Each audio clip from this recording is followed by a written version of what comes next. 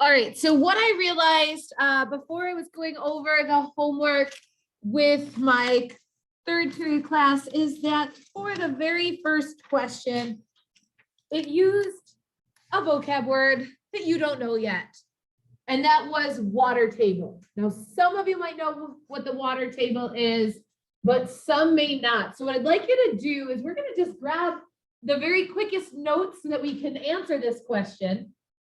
And let's turn in your packet to page 9.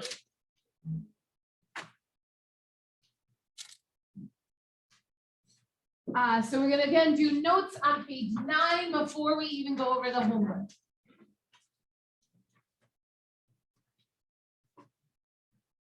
And the first question, like I said on last night's homework, the word was water table that I didn't teach you yet. What comes to mind when you hear water table? A table with water. Some of you, when you were little kids, may have had a water table. Or if you babysit kids or have little brothers or sisters, they legit have water tables, which are just a table that you put water in so a kid can play with water in a supervised setting. But it is exactly what it sounds like. It's a table with water. And when you picture a table, what do you picture? A flat surface. So it's a flat surface where you find the water. So what I have here on the board is supposed to be what's called a cross section. So we've done cross sections before. It's like I take a giant knife and I cut down the earth so you can look at the side of the earth. So this is supposed to be showing up here where the tree is. That's this top. And then this is dirt where you're going to dig down. And you guys have probably done this, especially if you've ever tried to build a sandcastle at the beach. What happens when you dig a hole at the beach? The sand fills up with water.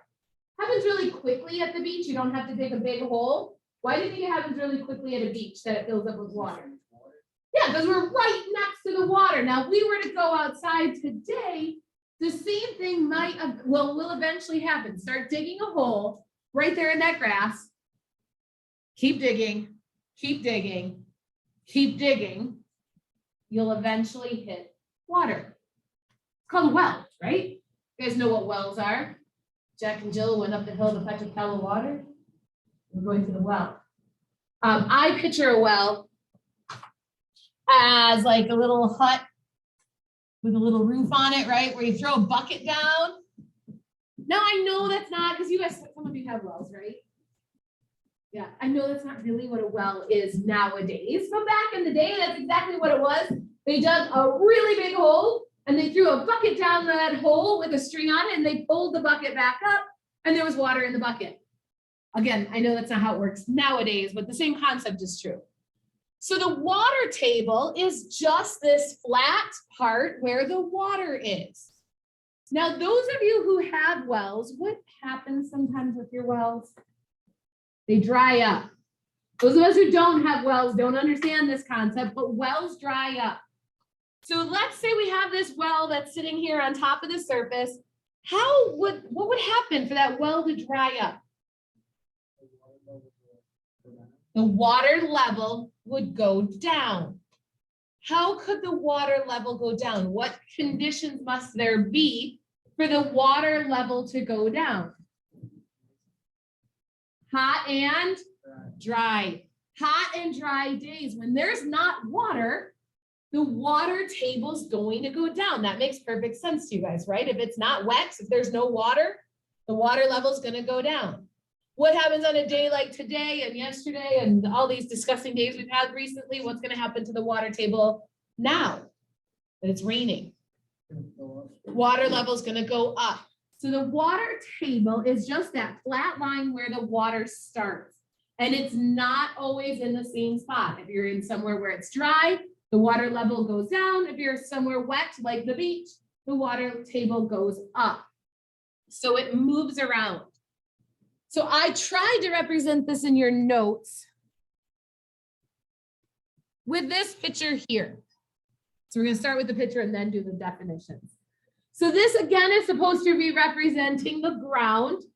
And we have the area where there's no water. And then the area where there is water. And there are 3 vocab words that go with these. And that first one is going to be called the zone of aeration. So we're on the top, middle-ish of page 9, right? Yeah, so bottom half. There are 3 vocab words on page 9 that we have to fill in. That first one is zone of aeration. Aeration, what does that sound like? Air. So not water, but air. So it's the area where there's air space. At the top, it's the dry areas. The zone of saturation is the area that's filled up, and the water table is just that top of the zone of saturation. So again, we're on page 9 filling in these vocab words.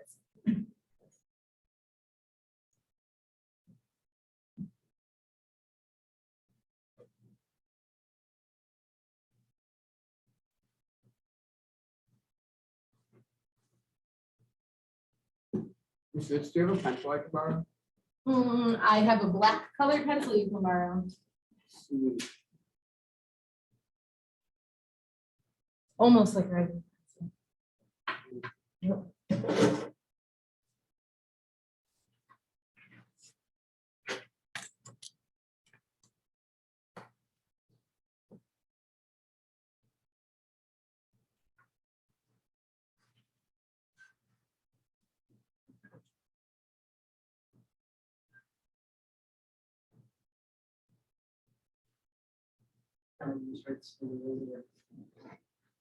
I didn't print it for you. I'm sorry. Tomorrow or the next day. Sorry.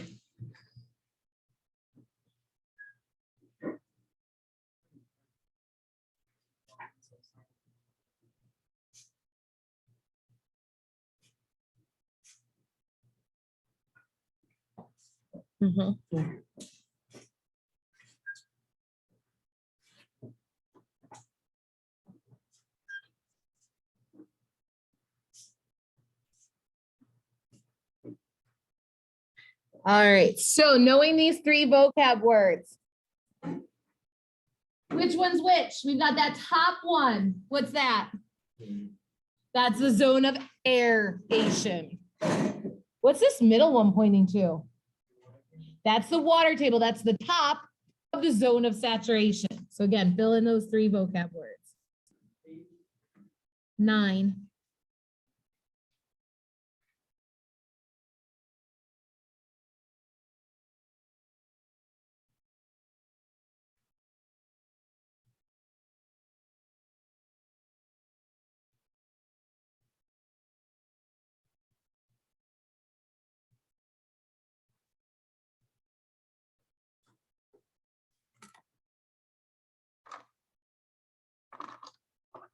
All right, so knowing those 3 vocab words would have helped for the homework.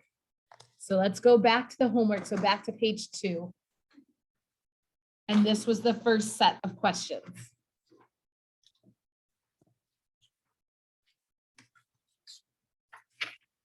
So as always, what's the #1 rule of earth science? The thing you do first. Read all of the words, including the directions, including reading words on the picture, looking at the picture before you even attempt the question. So base your answers to 1 and 2 on the cross section below, which represents part of the Earth's water cycle. Letters A, B, C, and D represents processes that occur during the cycle. The level of the water table and the extent of zone of saturation are shown.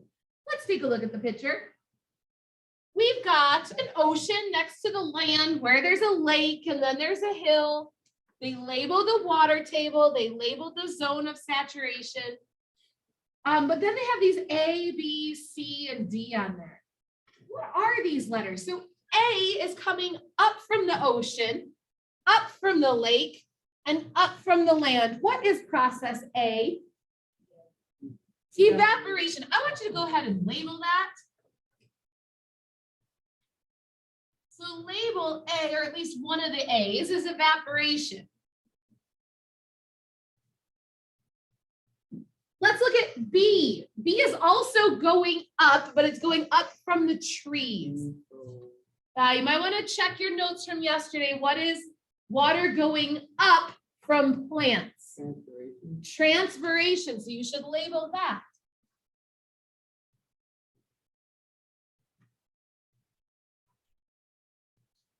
So label this, guys. Now C is coming down from the clouds. Precipitation. So let's label that.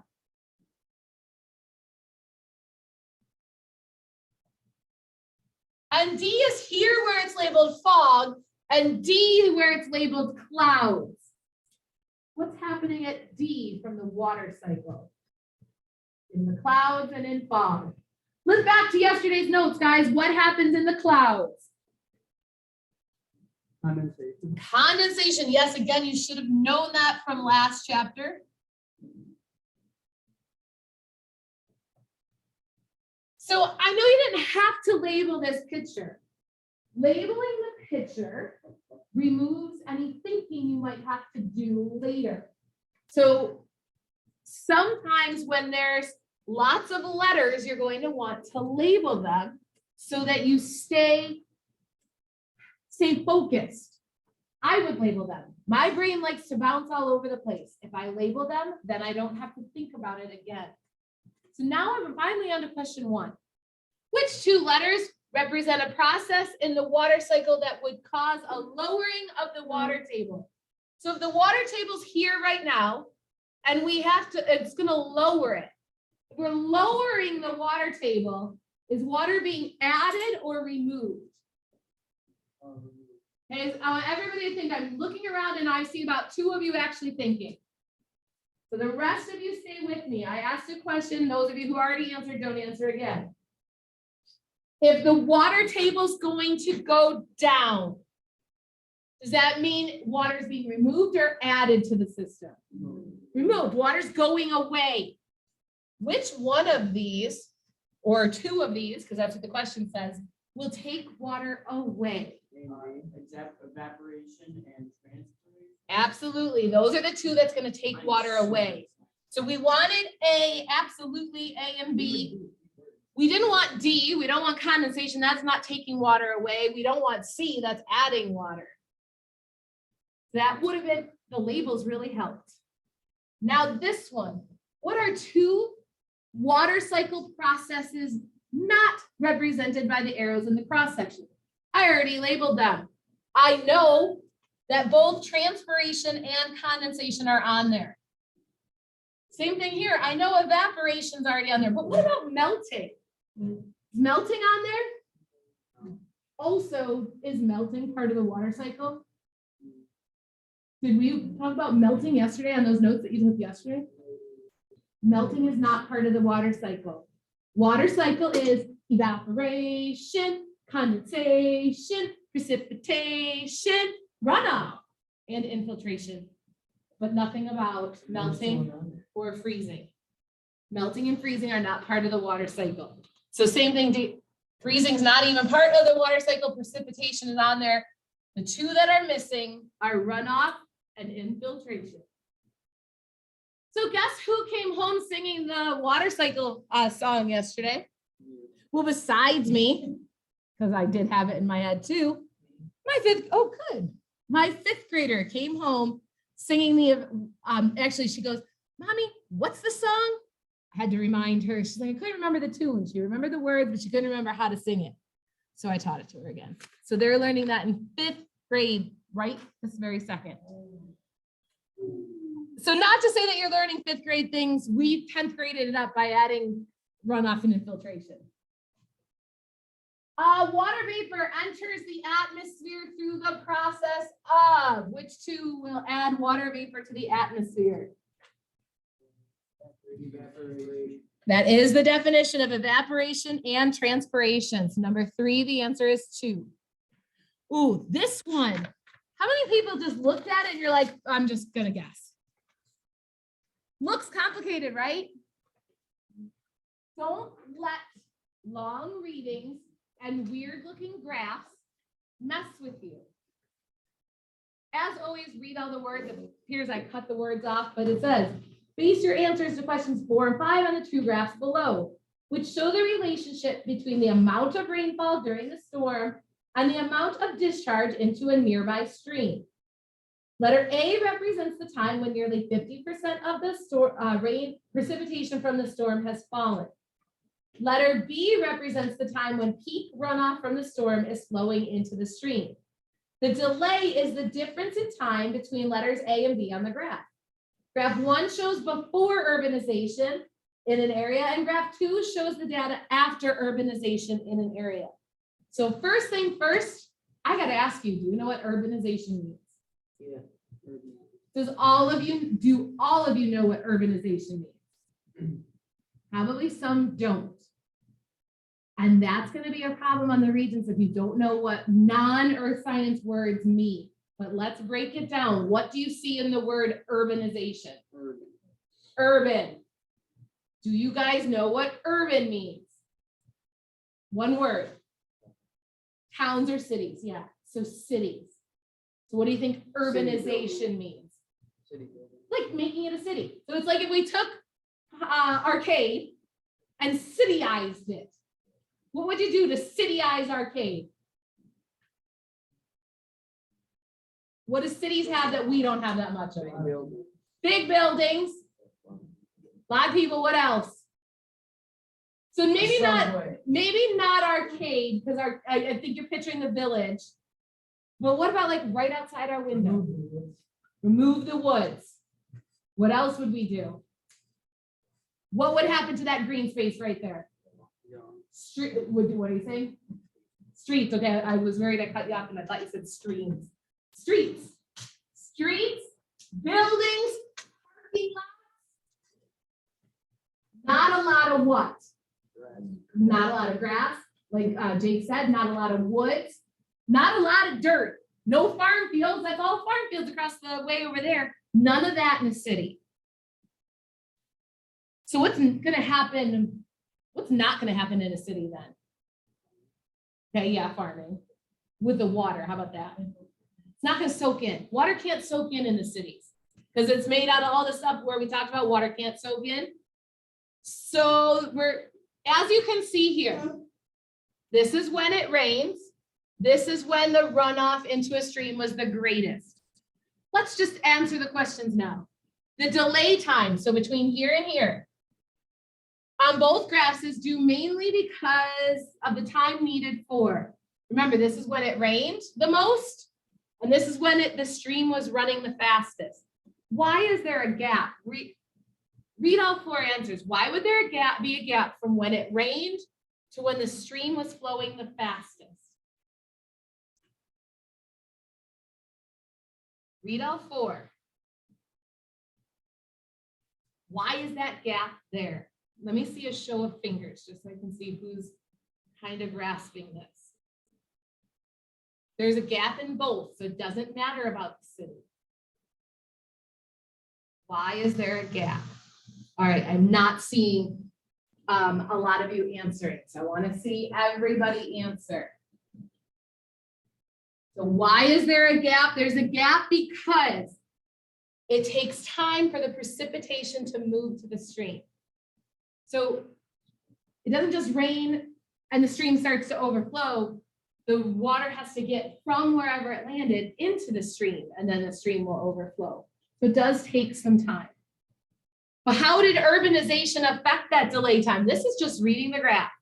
So first of all, did the delay time increase or decrease after urbanization? It got smaller, right? So it went from being this long to this long. So it increased. So again, cross off wrong answers. Oh, I'm sorry, did it increase or decrease? Yeah, sorry. And then did the maximum increase or decrease? Increase. The maximum got higher.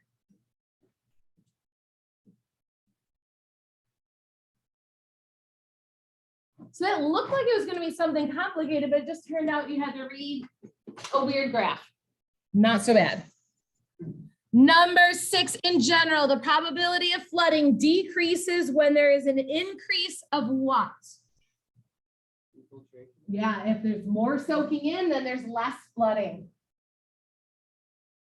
Number 7, the flow chart shows part of Earth's water cycle. The question mark indicates part of the flow chart has been deliberately left blank. Which process should be shown in place of the question mark to complete the flow chart? So we have precipitation. It runs off. hits the ocean, does something, and turns into water vapor. That's evaporation.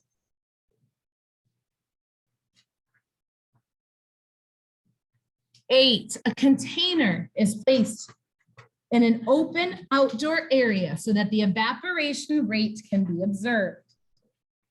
The water will most likely evaporate fastest when the weather is, the first thing starts with cool or warm. When will it be the greatest if it's cool or warm?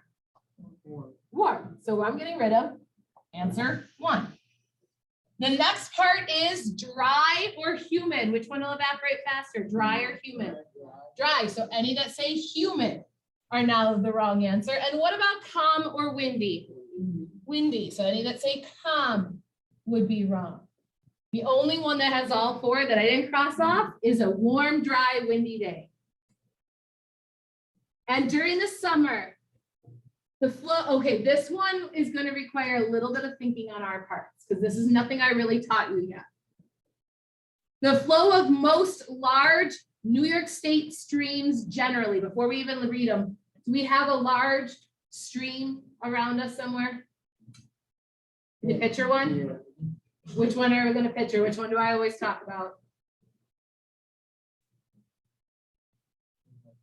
One by Class Boys. Always up. Cattaraugus Creek. In between Class Boys and Tim Hortons. You've all been there. Can you picture it? Hot summer day. Is there water down there? Yeah. What's different about the water on a hot, dry summer day? Because that specifically said dry summer. What's different about the water there now compared to that hot, dry summer day? Higher. Today it's a lot higher. What's it look like on a hot summer day down there? Very calm. How much water?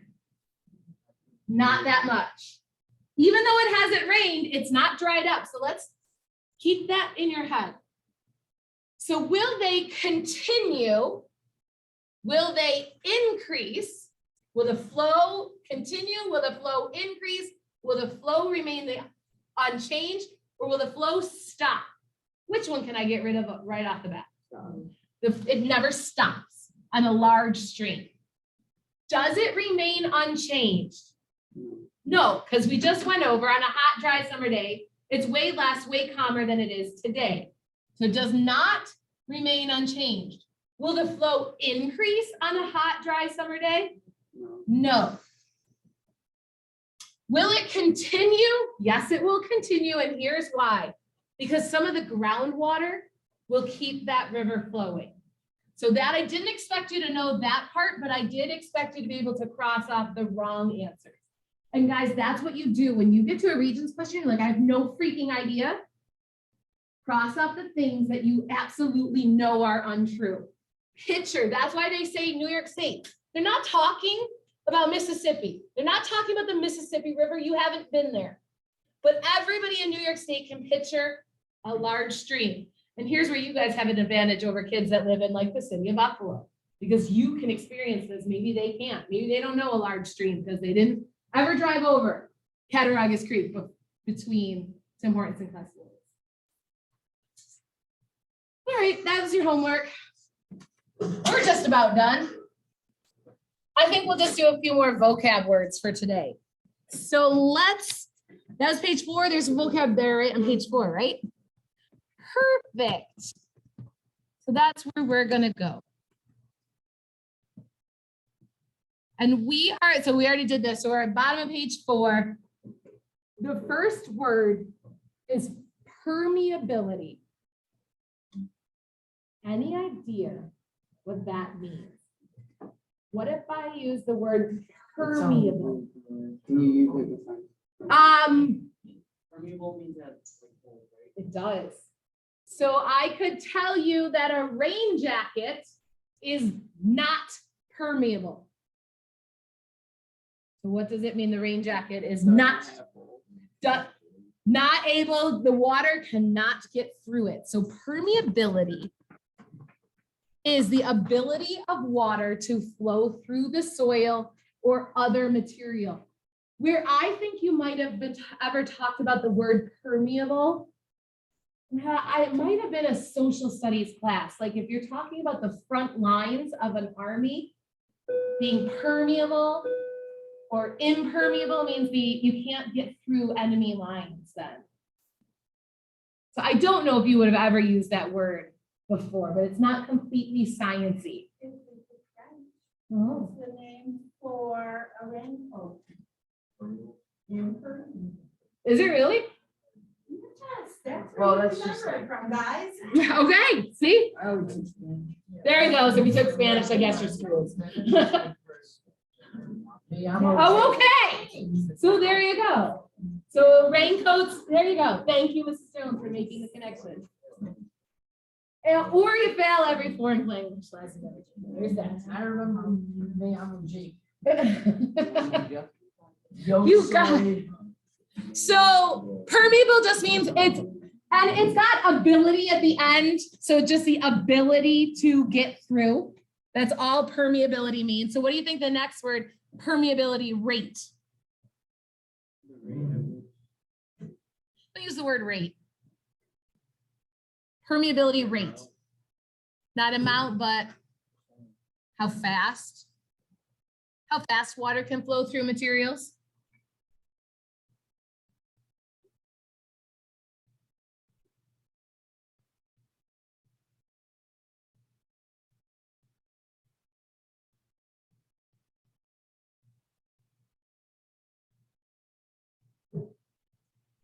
So permeability rate will be affected by, so if we're talking about like holes, you've got a small little crack in your roof. Water can only leak through a little bit. If you have a big gaping hole in your roof, then water can leak through really fast. So permeability rate will change. How fast it can go will change depending on really how big the hole in your roof is. The next word is impermeable. What do you think that means? Yeah, impermeable. That's that raincoat you guys were just talking about in Spanish and French. There's other things like outside, the water's not, right now it's soaking in through the ground, but it's not soaking through the cement. And by ground, I mean the grass. Sorry, I should have said that. Soaking into the grass, but not to the cement.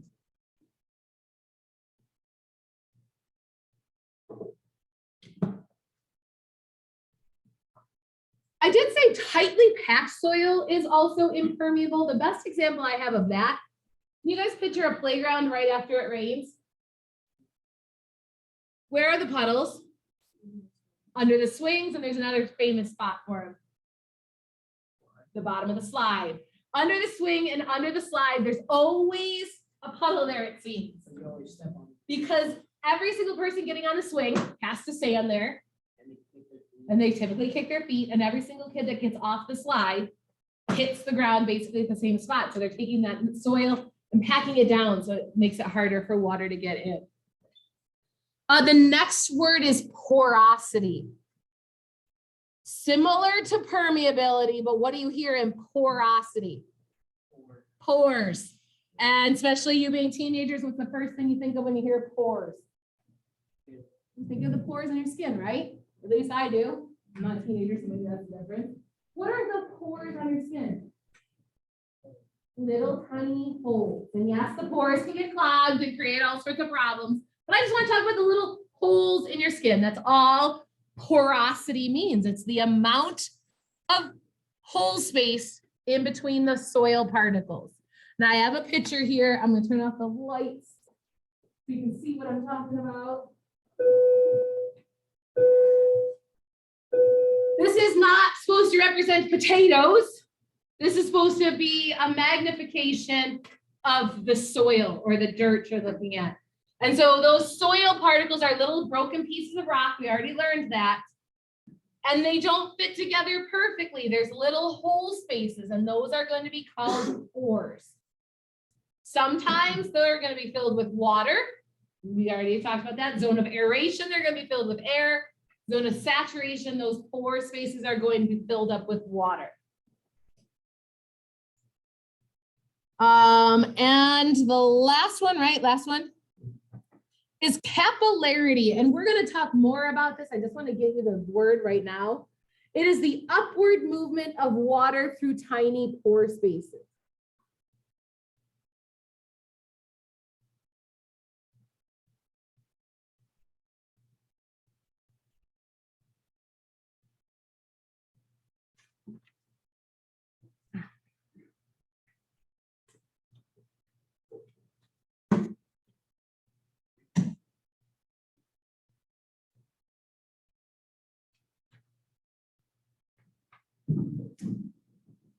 All right, the last thing I want to do for today is to kind of talk about the factors that are going to affect infiltration rate, meaning how the permeability of soil.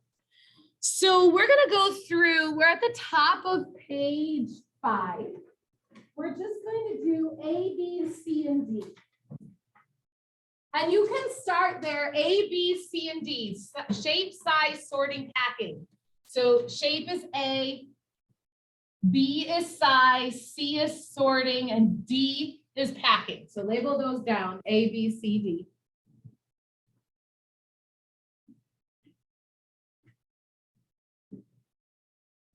And then on the lines to the right, we're going to be writing, as it says, the permeability rate is greatest when the following characteristics are true.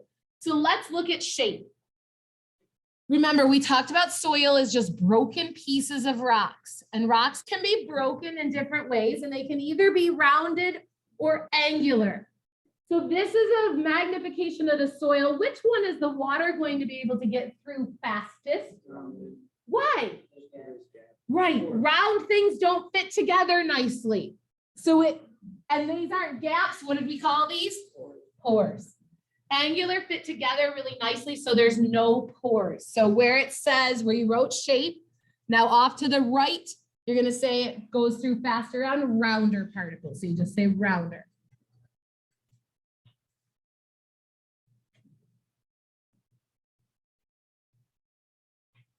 Now let's look at different sized particles. So I can have big particles, medium particles, or tiny particles. Which one will the water be able to get through faster? No. Smaller. Mm. I think it's big. Let's talk about fire drills for a second. Fire drills, bunch of kids in the hallway. When you're in the hallway, how fast are you able to move? Not that big. Okay, compare that to when you get to the doors. You wanna ask? Okay, so the hallways, you're able to move pretty fast. What happens when you get to the doors? Oh. You got to slow down. Why do you have to slow down at the doors? Smaller. Because yes, there's still a nice hole, but you can only get one kid out at a time. But in the hallway, you can fit what, like 4 of you, 5 of you across? But then when you get to the door, only one kid can get through. So where is the water going to be able to go through faster? The bigger the holes, the faster you can go through. So yes, the water will still go through, just like kids still go out the doors. They just have to slow down. So if you have a big hallway, big holes, you can move faster. So again, where it says size on the lines on the other side, which lists where the water is moving faster, through the larger particles. Now, sorted versus unsorted. We learned this when we did weathering and erosion. What does it mean that the particles are all sorted? They're all going to be similar, whether they're all the same size, shape, or density. Unsorted is going to be a mixture of everything. So I put up a picture. Here we have sorted particles.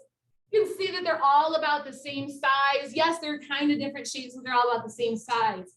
Here's unsorted. Lots of different sizes mixed together. Which one can the water move faster through? Sorted. Why? Pores. The pores, they're nice and connected here. Yes, the water will still have to go through, but it's like there's a bunch of obstacles in its way. It's like if I put a bunch of desks and chairs in the hallway during that fire drill, you're gonna have to slow down to move around them. So again, on that other line, the sorted particles move faster. And the last one is packing.